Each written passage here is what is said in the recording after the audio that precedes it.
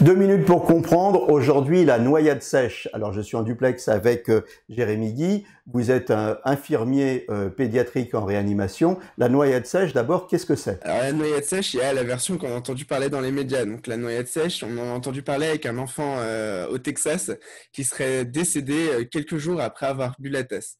Donc ça avait fait un grand bruit au niveau médiatique à ce moment-là. Et en fait, quand on s'intéresse au mot noyade sèche, on voit tout de suite qu'il y a une incohérence dedans parce que la définition même d'une noyade, c'est de l'eau qui va rentrer au sein des poumons et qui va empêcher les échanges gazeux, qui va créer plein de petites anomalies au niveau des échanges gazeux au niveau du poumon, et du coup qui va empêcher l'oxygène d'arriver dans le sang, pour résumer. Donc du coup, le principe d'une noyade sèche nous pose question tout de suite, parce qu'une noyade, par définition, ne peut pas être sèche. Il y a forcément introduction du liquide au sein de la cavité pulmonaire.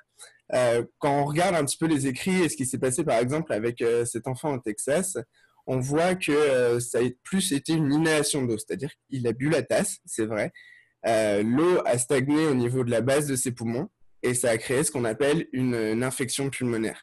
Une infection pulmonaire qui peut être créée donc par inhalation de liquide, ce qui va être le cas par exemple chez la personne âgée qui va faire ce qu'on appelle une fausse route et qui va ingérer du liquide qui va stagner au niveau des poumons, et tout liquide qui stagne dans des cavités comme ça va permettre le développement de bactéries.